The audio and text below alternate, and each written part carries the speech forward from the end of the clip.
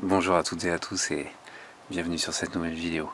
Donc comme je l'ai expliqué précédemment, je vais essayer d'améliorer les performances de mon Cherokee avec le moteur 4 litres. Donc c'est un modèle Ronix de 90. Donc je vais essayer d'améliorer les performances en faisant croire au calculateur que l'air qui rentre dans l'admission est plus froid qu'il ne l'est. Donc je vais essayer de déplacer ce capteur là, qui est un capteur de température, qui est branché, qui est fixé sur l'admission, juste au-dessus de l'échappement. Donc évidemment ici, dans cette zone là, l'admission, tout ça, quand tu fais du tout-terrain, c'est super chaud, beaucoup plus chaud je pense que ça ne l'est si tu roules à 110 ou 120 sur l'autoroute. Donc si je déplace ce capteur ici de température dans une zone un peu plus fraîche comme la boîte à air ici par exemple, entre la température de l'air qu'il y a ici et la température de l'air mesurée dans l'admission, je pense qu'il doit y avoir un delta quand même assez important. Donc le but de tout ça, c'est de faire croire au calculateur que voilà, l'air qui rentre dans l'admission est plus froid. Pour le calculateur, si le capteur lui dit que l'air est plus froid, pour lui ça veut dire qu'il faut envoyer un peu plus d'essence. Voilà, parce que le calculateur, lui, ce qu'il essaye de faire, c'est de toujours respecter le rapport stoïchométrique de 14,7 pour 1. Donc en poids, ça veut dire 14,7 kg d'air pour 1 kg d'essence.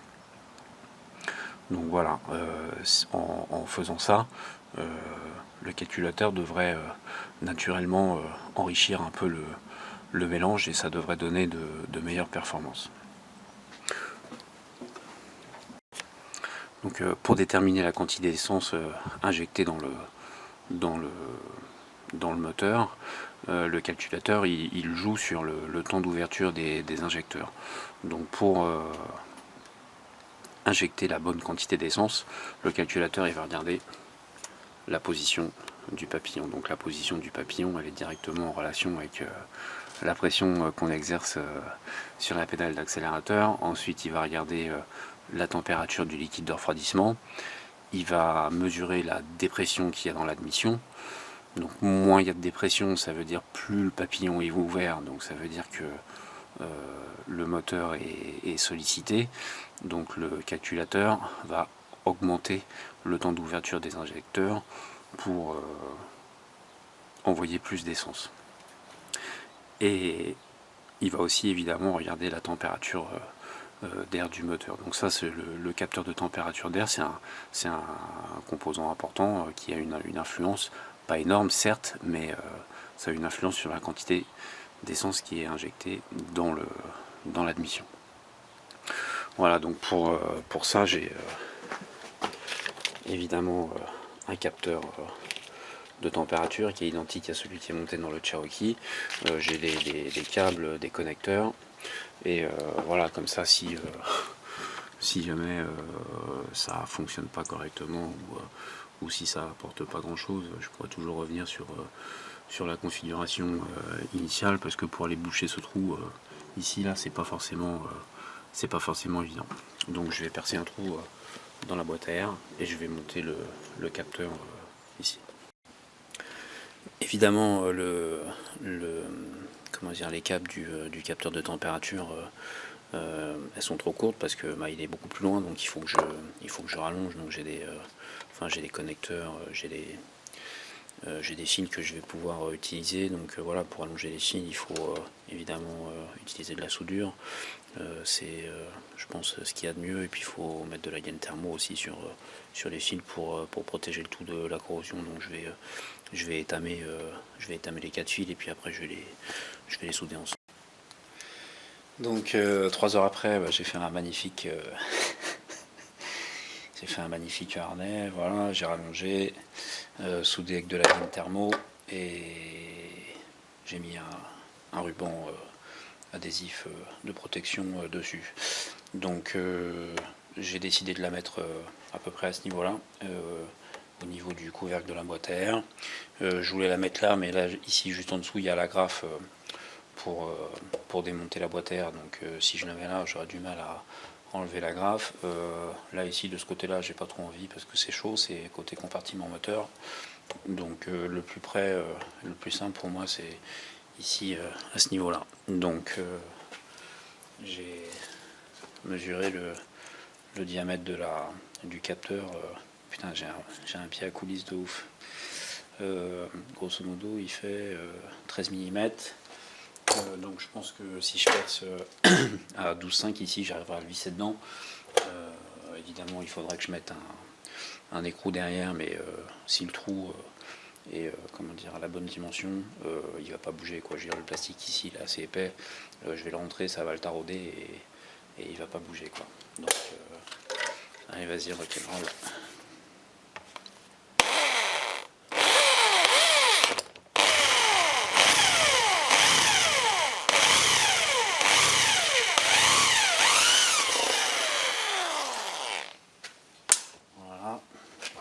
Ça c'est fait. Ça c'est fait. Et donc je vais essayer de le visser dedans proprement.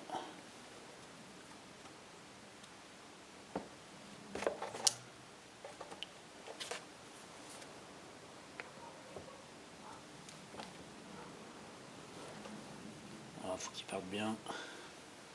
Et après, ça va rouler tout seul. Voilà, bah, ça va pas trop mal.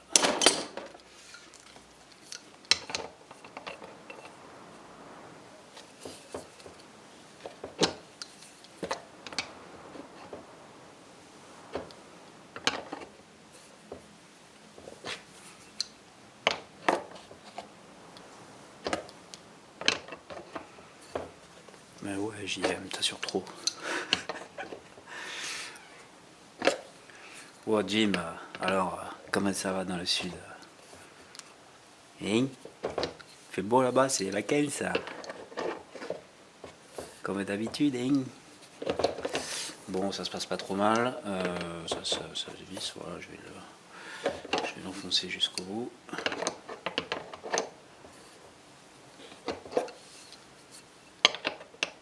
Avec ma clé de paysan.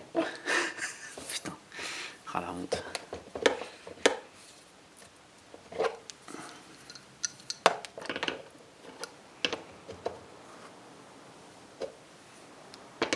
Bon, je vais essayer de pas trop serrer histoire de pas foirer mon pas de vis. Bon. Voilà quoi. Je vais pas aller plus loin. Ça fait genre factory. Et là il va pas bouger quoi. On va regarder la tête que ça à l'intérieur. Et voilà. Je sais pas si vous voyez. Il est là ici. Bon bah voilà, je vais aller remonter ça sur la Jeep et après on va voir ce que ça donne. Donc voilà, j'ai tout remonté, la boîte à air. Là ici on voit bien le capteur. Donc je vais vérifier, enfin je suis en train de vérifier pardon la tension qui est. Enfin c'est pas la tension, je dis des bêtises. Donc le capteur de température, c'est un capteur type analogique hein, qui donne une résistance qui varie en fonction de la température. Donc là, je suis sur le calibre 20 kΩ et sur la sonde d'origine, je mesure donc 6,52, 6,53 kΩ. Et là, je vais basculer sur la sonde que je viens d'installer.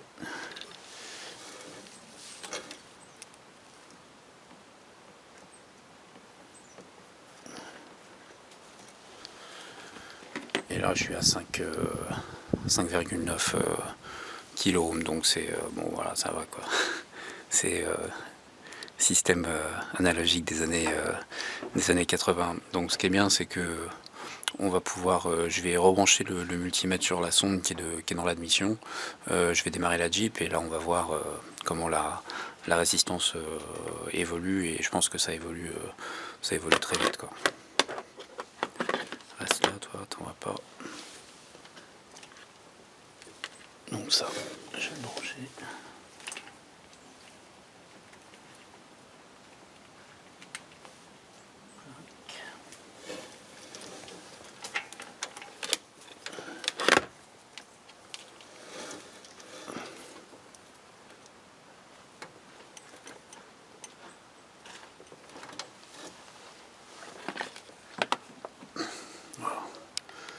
52. Bon, faut que je trouve les clés, je vais démarrer le moteur et on va voir comment ça évolue. Ok, donc c'est bon, j'ai les clés. Là, il a froid, il n'a pas tourné depuis une semaine, donc on va voir comment la sonde de température de l'admission évolue.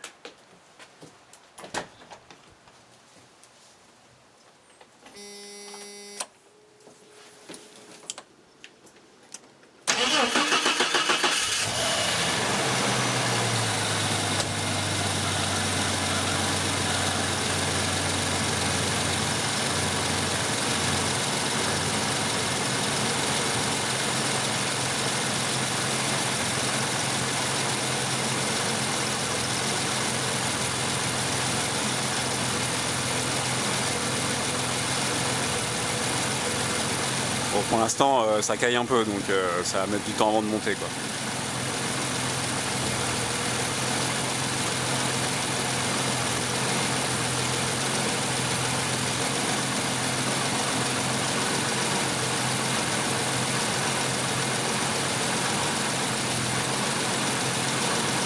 Bon, je pense même que je vais couper et je vais la remettre en marche tout à l'heure quand le moteur sera chaud, quoi.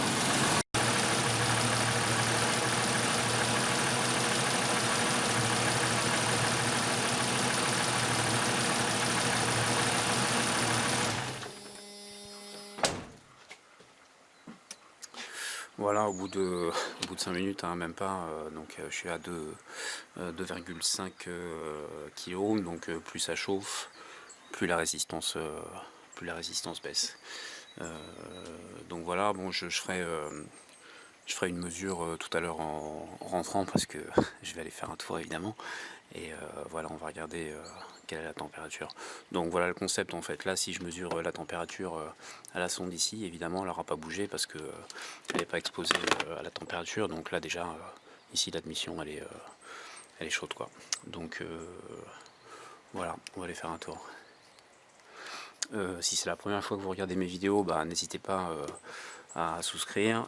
J'essaye de poster des vidéos sur mon Cherokee régulièrement, toutes les semaines. Donc je ferai une vidéo part 2 quoi, sur cette modification pour comment dire, faire un retour sur cet essai, quoi. Voilà, allez, à plus.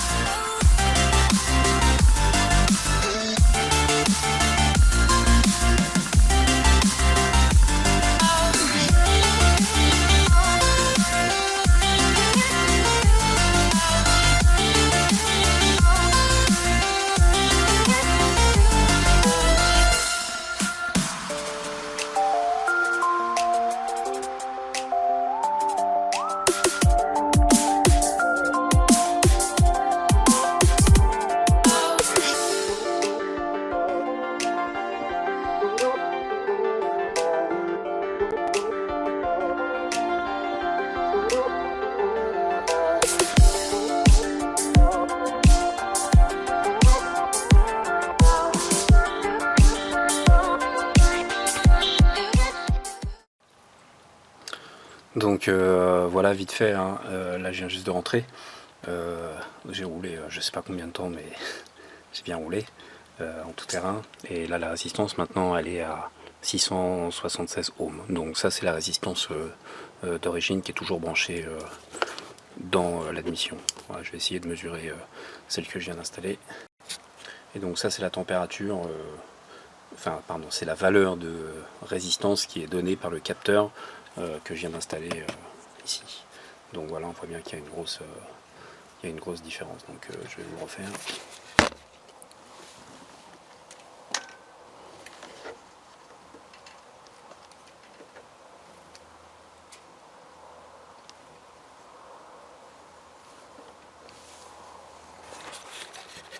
Voilà, donc là j'ai changé de calibre, mais là on est à 0,55. Donc si je me mets calibre 2000 ohms, voilà, on est toujours à 564 ohms contre 2500 ohms.